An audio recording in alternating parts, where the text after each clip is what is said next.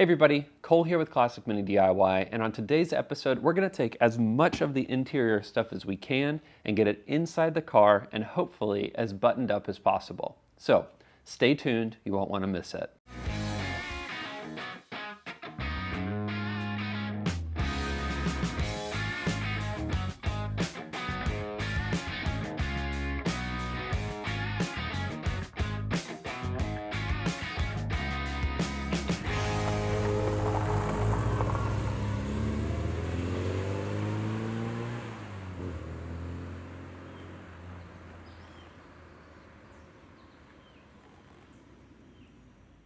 Now, as I said, on today's episode, we are going to be taking all of these interior bits that are sitting outside of the car. There's all sorts of other stuff, sound deadening, carpet, all of these different things that need to go in the car. And I'm really hoping that I can also get the parcel shelf and the board that I'm creating to go underneath the rear seat. I'm hoping that essentially the interior of the car can be done today. So first things first, what are we going to be installing in the car?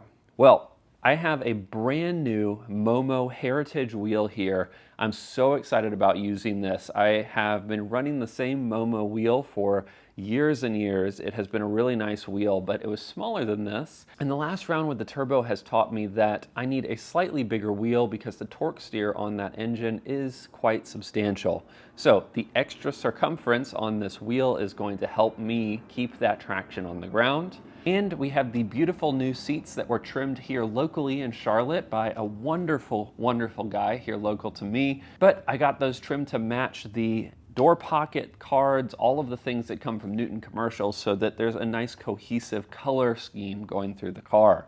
In addition to that, I worked with Newton Commercial to get a fresh new black carpet for the interior of the car. That's going to go in. I have some under carpet felt, which is going to be the sound deadening for this setup. I'm not going to be reusing the tar paper that you guys have seen on other sound deadening installations this time. It was a real pain to get it off, and I don't ever want to even think about having to do that again.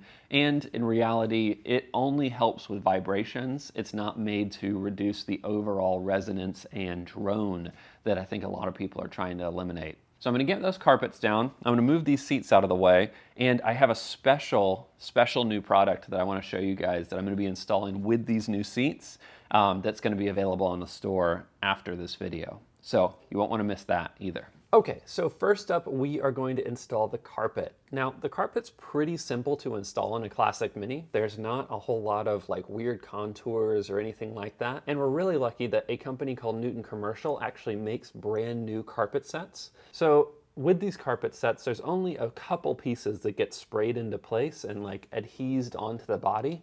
That is one on this cross member right here, two on the side that runs up against the side of your car, and then three on your inner wheel wells right here. Those are really the only places that carpet gets spray adhesive and then stuck into place. Oh, one more spot up here behind the heater and all of the items up there. So those four places are the only places that get spray adhesive. The rest actually get placed into place. You trim it down to fit, and then you have a really nice looking black or whatever color carpet you want in your car. So that's what we're going to do first. We're going to start with this cross beam because that's the easiest thing to do, and then we can move on to the sides and the wheel wells. Now with this stuff, you are definitely going to be cutting and trimming in lots of different places. That is the other side. And this is intentional. They give you a little bit of excess to work with here. So what I would recommend is just going ahead and kind of pressing this in place so you can get an idea of what it's going to look like. I actually like starting on these items here or the cross member here. For whatever reason, those two kind of like make a good spot to kick the project off. You can kind of see how everything's going to lay out, what it's going to look like, and then, you know, kind of press it over and in place. Note that you are going to have to trim this for your seat brackets here. And then up here, they give you a little bit of wiggle room because when you install this wheel well cover, there's felt and then the carpet goes on top of the felt. All of those get adhesed in place, so you use spray adhesive to do that. This is going to keep it in place, but it's also going to just make it sit really nicely. but you can see there's a gap here because those kind of will add a little bit of bulk. Something to keep in mind is that the Classic Mini is not a Rolls-Royce, so a lot of the carpeting and things that you're going to do in this car are not going to be the same as like a brand new Toyota off the line is going to be. Things are a little bit more rough. Rough is the word? Is that the word I want to use? Maybe not rough. It's just different. It's just different. Anyways, let's get this cut. Let's start trimming this around our seat brackets so we can start getting that in place.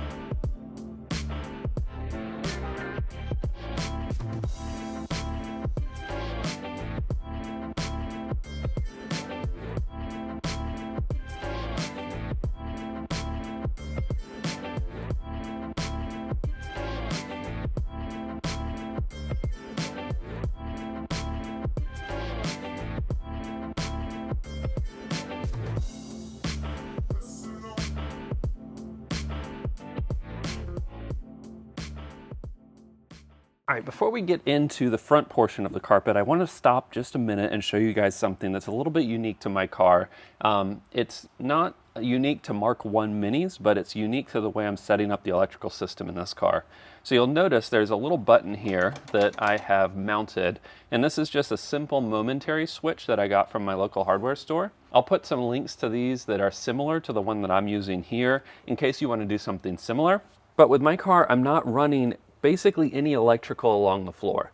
The only wire that is going along the floor is this one single signal switch, and this is going to be connecting to this momentary switch. Now in a Mark I, the way the starter switch works is a little bit different than other cars. Essentially, you turn your key on, which turns on the pump and turns on the electrical system, and then you press this switch down here, or the original solenoid, which is what this was, which connects the battery to the starter and starts the car. So down here there was actually a high current starter solenoid that lived right here.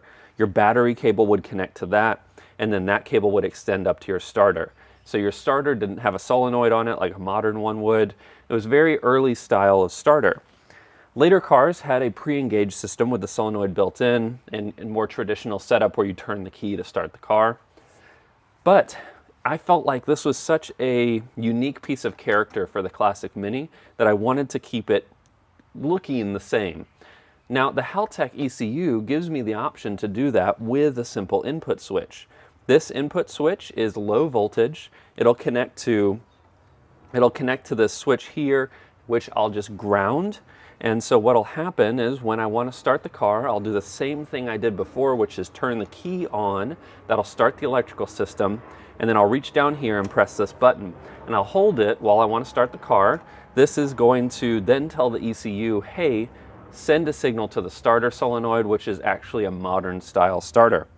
And I drilled out my original button here, my floor start button holder, and then I'm going to get a little magnet for the top button here. So from the top, it's going to look identical to the original setup. But underneath, it's a low voltage switch. Much more reliable and simple system for the Classic Mini, which is kind of ironic considering it's using a much more complicated ECU. But anyways, I wanted to mention that because I got to put the switch in here, as you can see first. Now the felt is going to go in here like it was before, and the front carpet and the front mats. And then we'll be pretty much done with the carpeting in the car, which is pretty exciting.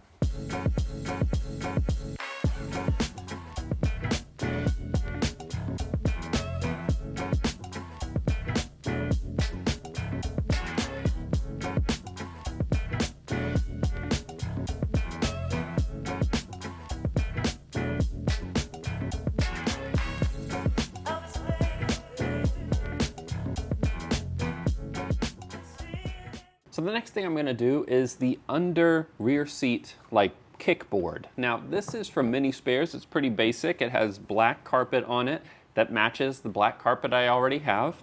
It's pretty cool. They come pre-cut with 6x9 speaker holes if that's something that you want to do. In my case, I've got speakers on the top parcel shelf already, so I'm not going to use those, but I am going to be doing something a little bit different.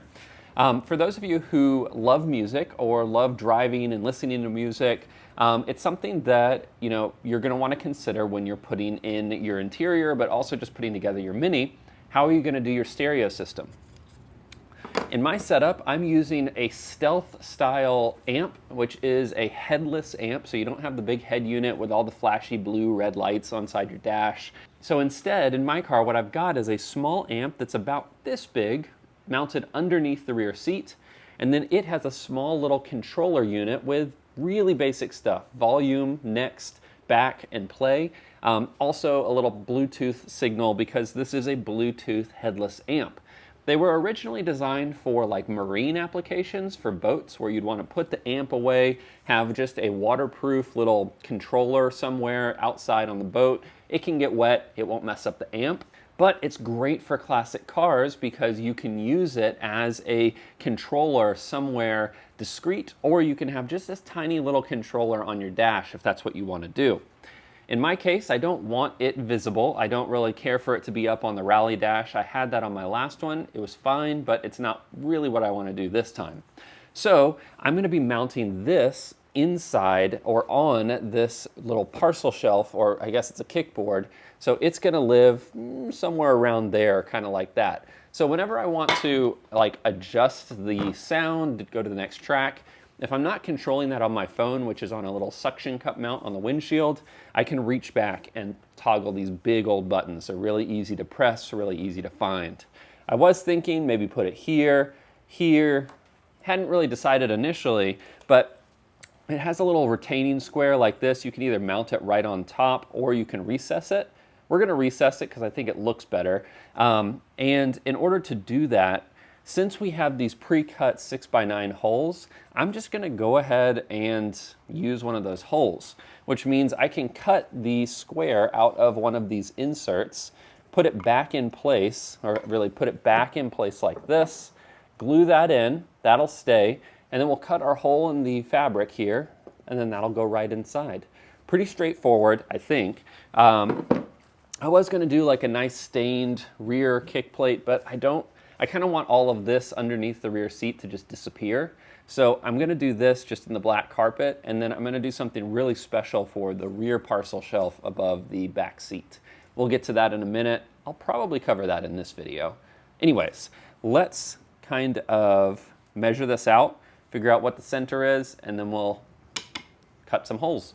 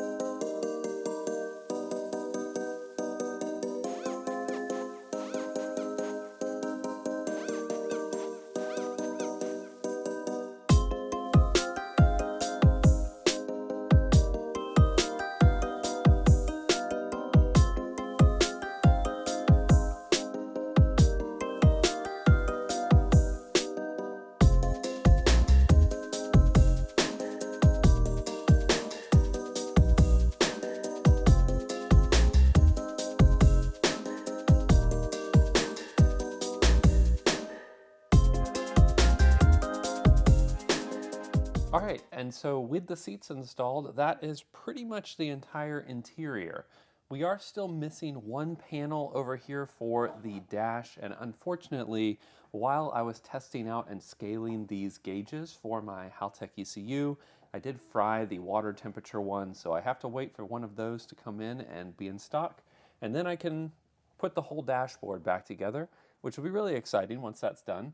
Unfortunately, they are on back order at the moment, so we're going to be waiting for just a little while. Now, as you can see, I've got the steering wheel in, I've got the seats in, and essentially the car is ready to go from the bulkhead back. I'm pretty over the moon with how everything turned out on the inside of the car. I think that it just really comes together quite nicely. The colors all look really good together, and just in general, it feels cohesive, which I'm really excited about. Now, if you didn't see, I did just release a full line of sun visors for the Mark I. They are a set of the acrylic style sun visors available in a few different colors to suit whatever motif you are going for in your car.